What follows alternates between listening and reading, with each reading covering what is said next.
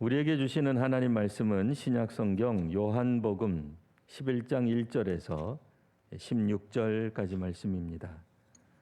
어떤 병자가 있으니 이는 마리아와 그 자매 마르다의 마을 베다니에 사는 나사로라. 이 마리아는 향유를 주께 붓고 머리털로 주의 발을 닦던 자요, 병든 나사로는 그의 오라버니더라. 이에 그 누이들이 예수께 사람을 보내어 이르되 주여 보시옵소서, 사랑하시는 자가 병들었나이다 하니 예수께서 들으시고 이르시되 이 병은 죽을 병이 아니라 하나님의 영광을 위함이요 하나님의 아들이 이로 말미암아 영광을 받게 하려 함이라 하시더라. 예수께서 본래 마르다와 그 동생과 나사로를 사랑하시더니 나사로가 병들었다 함을 들으시고 그 계시던 곳에 이틀을 더 유하시고 그 후에 제자들에게 이르시되 유대로 다시 가자 하시니 제자들이 말하되 랍비여, 방금도 유대인들이 돌로 치려 하였는데 또 그리로 가시려 하나이까? 예수께서 대답하시되 낮이 12시간이 아니냐? 사람이 낮에 다니면 이 세상의 빛을 보므로 실족하지 아니하고 밤에 다니면 빛이 그 사람 안에 없는 거로 실족하느니라. 이 말씀을 하신 후에 또 이르시되 우리 친구 나사로가 잠들었도다. 그러나 내가 깨우러 가노라. 제자들이 이르되 주여 잠들었으면 낫겠나이다 하더라. 예수는 그의 죽음을 가리켜 말씀하신 것이나 그들은 잠들어 쉬는 것을 가리켜 말씀하신 줄 생각하는지라. 이에 예수께서 밝히 이르시되 나사로가 죽었느니라. 내가 거기 있지 아니한 것을 너희를 위하여 기뻐하노니 이는 너희로 믿게 하려 함이라. 그러나 그에게로 가자 하시니 디두모라라고도 하는 도마가 다른 제자들에게 말하되 우리도 주와 함께 죽으러 가자 하니라. 아멘. 네, 언제나 우리 주님과 함께 가는 우리 귀한 성도님들 또 한 주간 되시기를 바랍니다. 네, 오늘 말씀 우리 같이 한번 살펴보겠습니다. 네, 말씀의 제목 우리도 주와 함께 죽으러 가자. 이 말은 예수께서 유대 베다니에 있는 나사로에게로 가자고 할 때 도마가 다른 제자들에게 한 말입니다. 죽으러 가자, 예수님과 함께 생사를 같이 하자. 뭐 그냥 하는 말이 아니겠죠. 뭔가 의미심장한 표현임에 틀림없습니다. 도마는 도대체 무슨 뜻으로 이 말을 했을까요? 옛날 우리 이순신 장군께서 하신 말씀 생즉사 사즉생, 살고자 하면 죽고 죽고자 하면 산다. 혹은 이승만 대통령이 하셨던 뭉치면 살고 흩어지면 죽는다. 혹은 주기철 목사님이 일사각오의 신앙을 말씀하셨던 적이 있습니다. 일사각오란 죽기를 각오하고 어떤 행동을 할 때 이제 쓰는 말입니다. 이런 의미로 어떤 의미심장한 죽음까지도 불사하는 이런 표현으로 도마가 우리도 주와 함께 죽으러 가자라고 했을까요? 그러니까 이를테면은 다른 제자들이 뭔가 주저하고 있을 때 반장처럼 예수님을 따라가자, 이런 리더십을 도마가 발휘한 것일까요? 아니면 다른 제자들이 속으로 어떤 마음을 가지고 있는데 이제 그 마음을 도마가 대표로 말을 했던 것일까요? 또 했다고 한다면 어떤 의미였을까요? 오늘 본문에 보시면 마리아 그리고 마르다 그리고 그들의 오라버니, 요즘 참 오래간만에 쓰는 단어죠. 평상시에 잘 안 써서 혹시라도 뭐 오라버니라는 뜻 모르는 분 없으시죠? 오빠가 되는 나사로가 나옵니다. 이들은 유대 베다니, 베들레헴에서 예루살렘에서 한 3km 조금 못 미치는 아주 가까운 곳에 있는 베다니에 살고 있었습니다. 오늘 말씀에 보면 마리아는 향유를 주께 붓고 머리카락으로 예수님의 발을 닦던 여인이라고 소개되어 있죠. 이게 사실 이 향유 붓는 이야기는 오늘 본문이 아니라 그 다음 장인 12장에 나옵니다. 그러니까 사실 그 연대기순, 그러니까 시간 순서로 보면 앞으로 일어날 일임에 틀림없죠. 그러니까 과거에 일어났던 것처럼 묘사되고 있지만 사실은 그 다음번에 일어나는 일입니다. 근데 왜 이렇게 썼을까요?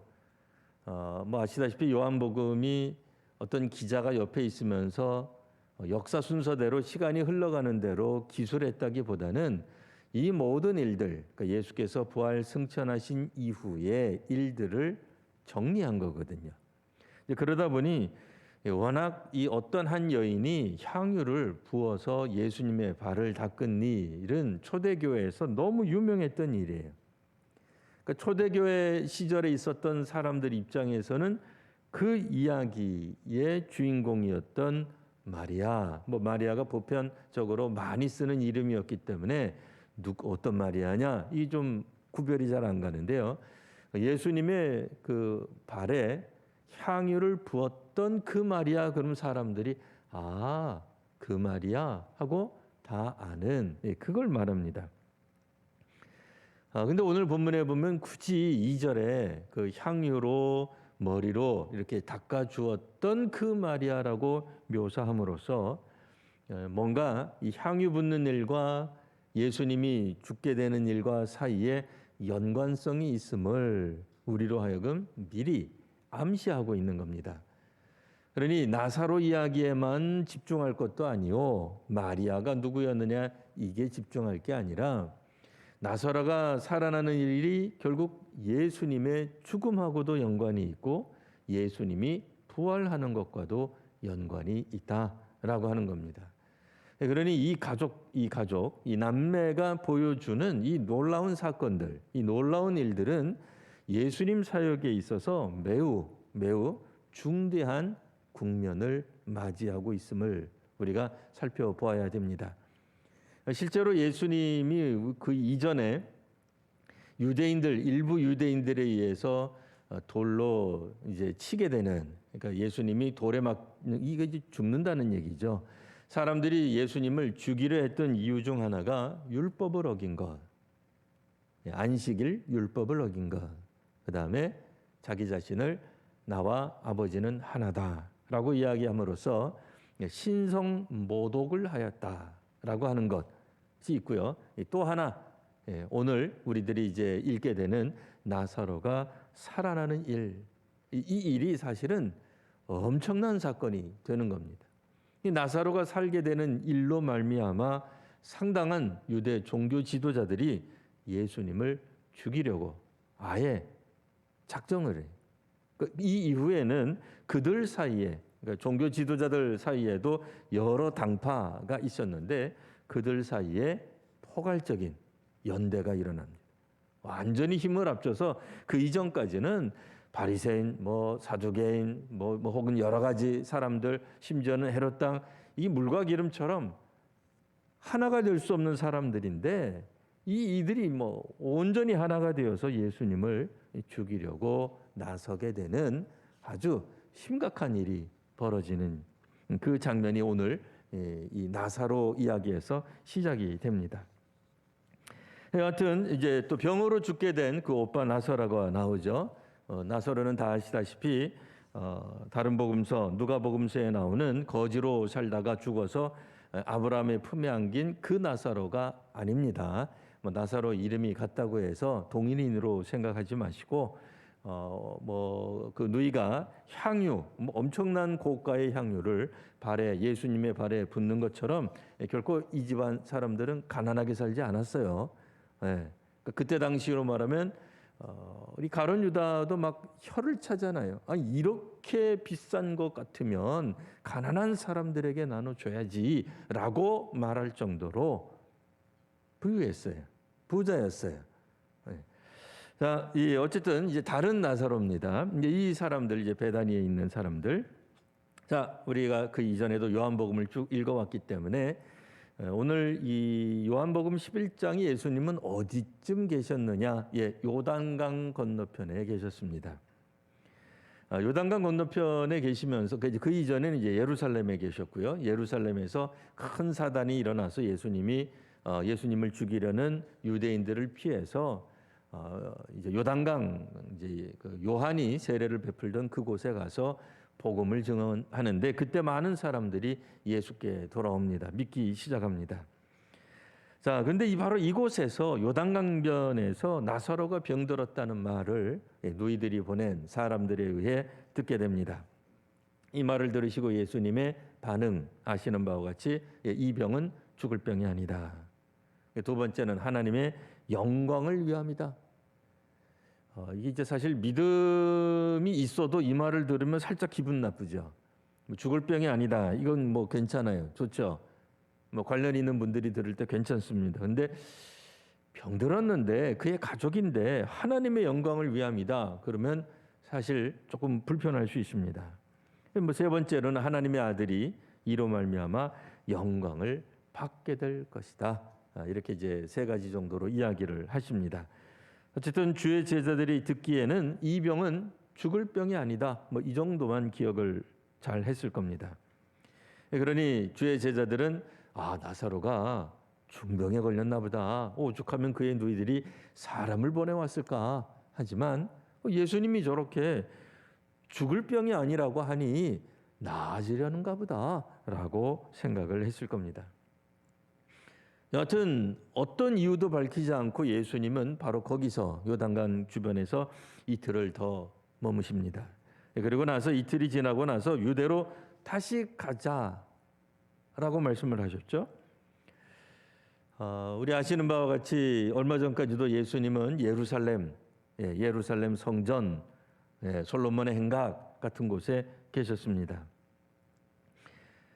병자를 고쳐주는 기적도 베푸시고 오병이어 급식 기적도 행하시고 그리고 뭐 말로는 자비가 있다라고 말을 했지만 실제로는 자비와는 거리가 먼 베데스다에서 환자를 고쳐준 일로 예수님은 유대인들과 시비가 붙으셨죠. 안식일 규정도 어겼어요. 뭐 나와 아버지는 하나라는 발언 말했던 것처럼 신성모독죄까지 더해져서 예루살렘에 있는 종교 기득권층 종교 지도자들 입장에서는 예수를 더 이상 살려둘 수 없는 인물이 됩니다. 겨우 이 예루살렘 기득권 어영 종교자에게서 도망쳐 왔는데 갑자기 예수님이 한 이틀 지나고 나서 제자들에게 자, 다시 가자. 유대로 다시 가자. 이 제자들이 깜짝 놀랄 수밖에 없어요. 아니 얼마 전까지만 하더라도 겨우 목숨을 부지해서 뭐 어떻게 우리가 저기서 빠져나왔는지도 모르겠는데 그들에게서 겨우 살아 돌아왔는데 다시 가자니 그러니 만류할 수밖에 없습니다. 근데 주님이 이해하기 어려운 말로 대답을 하십니다. 뭐 종종 주님이 말씀하시는 게 좀 이해가 좀 잘 안 되는 표현을 많이 하셨죠. 뭐라고 말씀하셨어요? 오늘 본문에 보면 낮에는 빛이 있으니 실족하지 않을 것이다. 뭐 요약하면 그 얘기예요. 그러니까 밤에 다니면 빛이 없어서 넘어진다, 실족한다, 뭐인가에 걸려서 넘어진다. 낮이니까 괜찮다 그 얘기예요. 제자들이 듣기엔 이게 무슨 뜻인가 싶은 말이죠. 물론 조금 더 이제 지혜가 있는 제자들 같으면 아직은 예수님이 죽을 때가 아니다라고 말씀하시는 건가 보다. 뭐 이 정도 생각할 수 있어요. 뭐 직접적으로 아직 나는 죽지 않는다 그렇게 표현을 하신 건 아닙니다만 뭐 빛이 있는 동안에는 낮에는 괜찮다 이렇게 말씀하시니까 하지만 우리가 그때 당시 제자였다면 어땠을까요? 여전히 불안하죠. 아무리 한낮이라도 뭐 한낮이 사실 더 불안하지 않아요? 예수님과 예수님의 제자들의 이 형색이 그대로 드러날 터인데 차라리 지금처럼 뭐 마스크라도 쓰고 다니면 누가 누군지 잘 모른다고 하겠지만 아니 벌건 대낮에 그렇게 돌아다니면 유대 종교 지도자들이 예수님을 가만히 두겠어요? 아무리 낮에 움직여도 괜찮다는 말을 그게 문자 그대로 낮이 아니라 예수님이 죽을 때가 아니다라고 상징적으로 은유적으로 비유적으로 해석한다 하더라도 이거 제자들 입장에서는 쉽게 이해되는 게 아닙니다. 거기에 더해서 예수님이 한마디 더 하신 거예요. 11절 보시면 우리 친구 나사로가 잠들었다. 그러나 내가 깨우러 간다. 제자들 반응이 당연히 잠들었다고요? 그러면 좀 쉬면 낫겠군요. 역시 죽을 병이 아니었군요. 아파 보신 분들은 알겠지만 이 잠잔다고 하는 게 아픈 사람들에게 있어서는 굉장히 어려운 문제. 잠 좀 제대로 잡았으면 좋겠어요. 우리가 병원에 가 있지 않아도 불면증에 시달리는 분들 얼마나 많습니까? 고통이 생기거나 몸이 아프든 정신적으로 힘들면 잘 오던 잠도 안 와요. 그 환자들 입장에서는 고통 때문에 육신의 아픔 때문에 잠든다고 하는 게 정말 큰 축복인데 주께서 말씀하시기를 보지도 않고 그는 잠들었다. 그러니 가서 내가 깨우겠다. 제자들은 나사로가 괜찮은가 보다. 분명히 이틀 전에도 예수님 말씀하시기를 그 병은 죽을 병이 아니다라고 분명히 말씀하셨단 말이에요. 예수님이 답답하셨는지 내 말은 그 뜻이 아닌데 하고 뭐라고 말씀하셨어요? 나사로는 죽었느니라. 그 말씀을 하시는 거예요. 제자들 입장에서는 당황스럽죠. 아니 이틀 전에는 여전히 살아있다, 죽을 병이 아니다라고 말씀해놓고 이제 와서 죽었다니. 조금 전에도 잠자고 있다, 깨우러 간다라고 말씀해놓고는 죽었다라고 말을 하니 이 참 답답할 노릇이죠.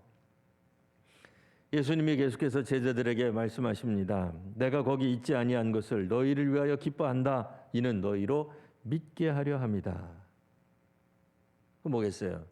예수님이 그 말을 그러니까 나사로가 아프다 말을 듣자마자 베다니로 가서 나사로를 살려주지 않은 것, 예수님이 이틀간 여기 머물게 됨으로써 결국엔 나사로가 죽게 된 것이 제자들에게는 유익이 될 것이다. 이런 뜻이거든요.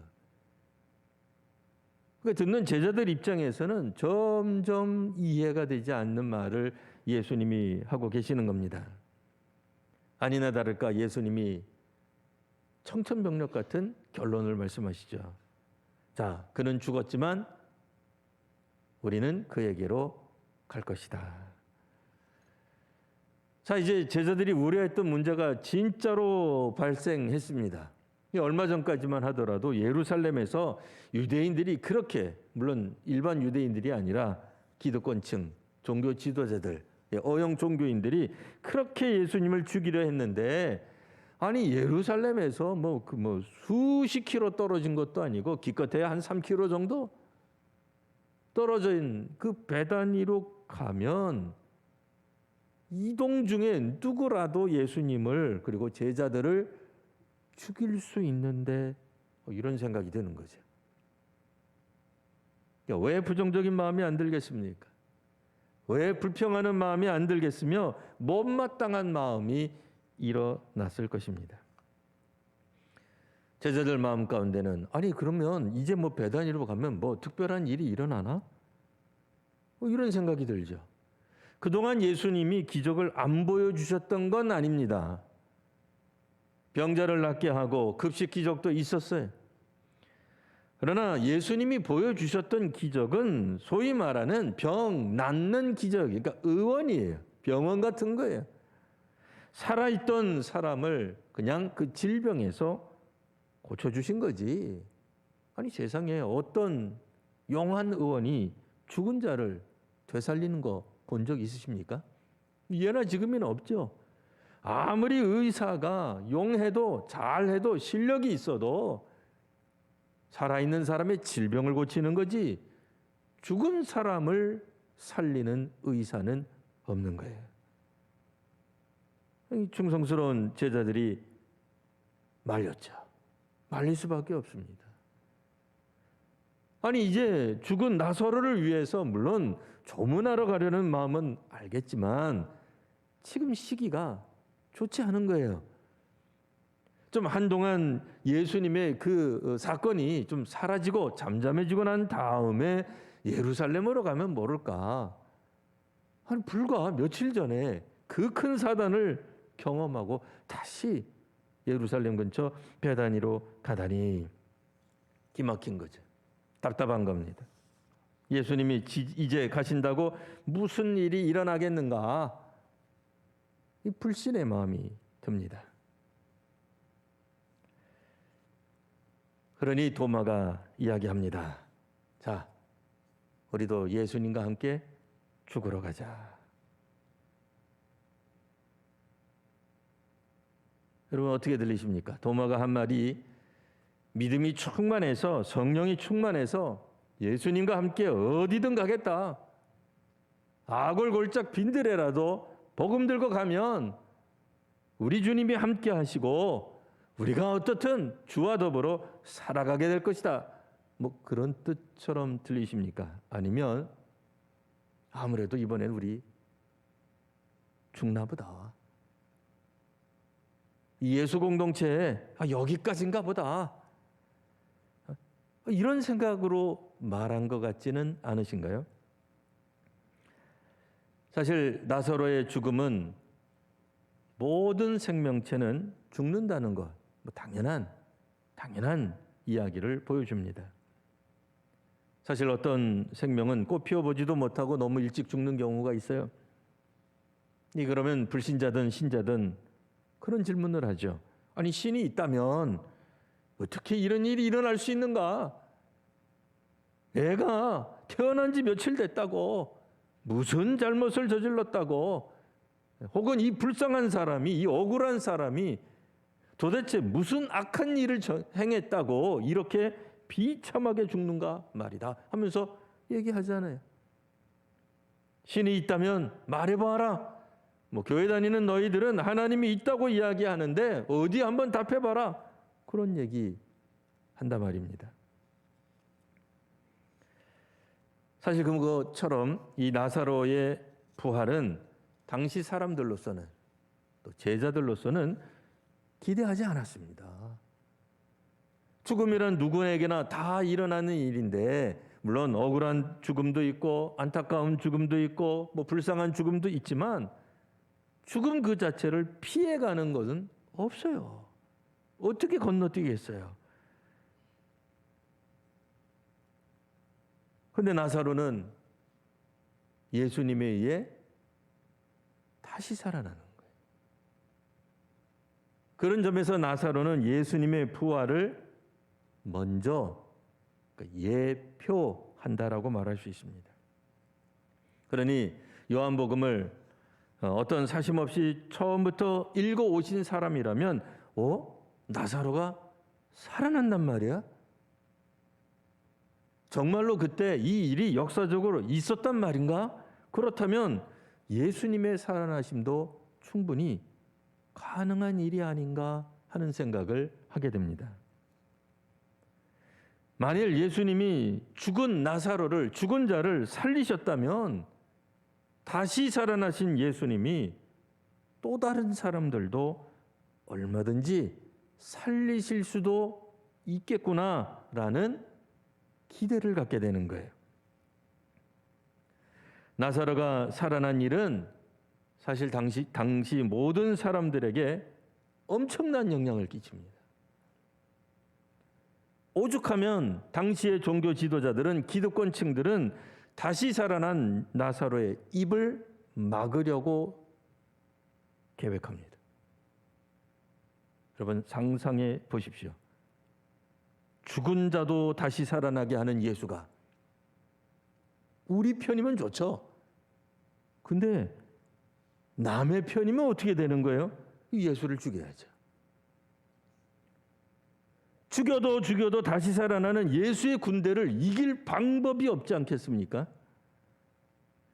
예수가 하는 이 혁명을 그대로 두었다가는 로마가 되었던 친로마 정부가 되었던 기득권 세력은 몽땅 다 망하게 생기지 않겠어요? 아니면 예수 편에 붙든지. 죽은 사람이 되살아나는데 그 세력을 무슨 수로 막겠어요?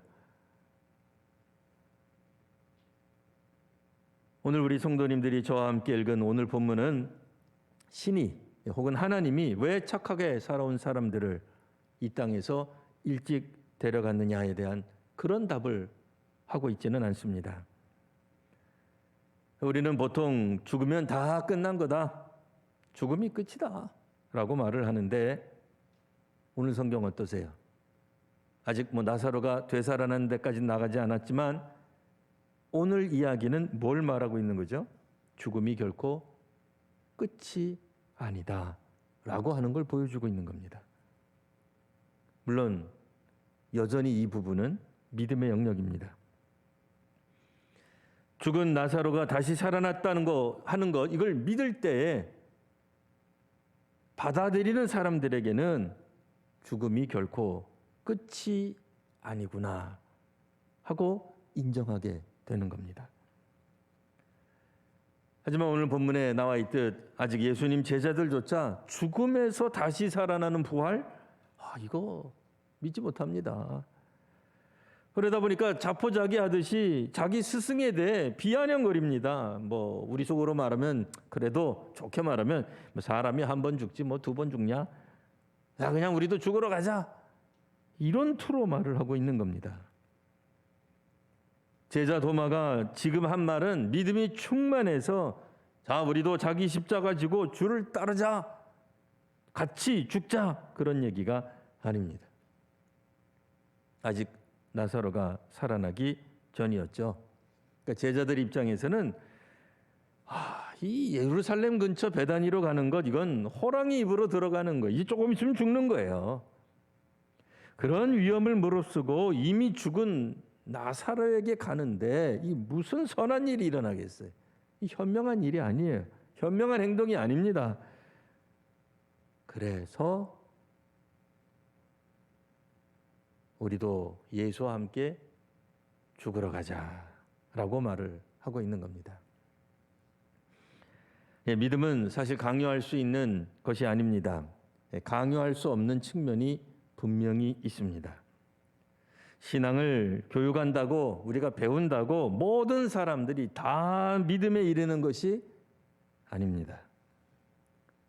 그렇게 말한다면 이 땅에서 예수님보다 더 좋은 교사, 스승이 어디 있을까요?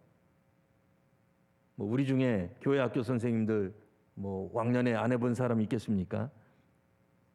근데 우리 중에 교사를 하신 분들 중에 예수님보다 더 신앙에 대해, 성경에 대해 잘 가르칠 수 있는 사람이 어디 있습니까? 근데 예수님과 같이 살면서 배우는데도 아직 온전한 믿음에 이르지 못한 제자들의 모습이 성경에 나오고 있습니다. 이제 오늘 우리는 다음과 같은 이야기를 할 수 있습니다. 복음으로 교회가 정말 새롭게 되어야 됩니다. 현대교회에도 도마처럼 혹은 또 다른 제자들처럼 주님의 말씀과 행동을 전혀 이해하지 못해서 믿지 못하는 제자들이 있을 수 있습니다. 예수님 가까이 있지만 하나님 나라를 보지 못하고 믿지 못하는 제자들이 혹 우리 안에 있을 수 있습니다. 교회란 무엇입니까? 교회는 예수를 그리스도로 고백하며 부활을 믿는 신앙 공동체입니다. 이 땅에서 믿음으로 살아가고 하나님 나라를 증언하는 선교 공동체 아니겠습니까? 그러면 우리가 믿음으로 살아간다는 것을 어떻게 증명할 수 있을까요? 성도님들, 우리 각자의 믿음대로 살아가는 일이 필요합니다.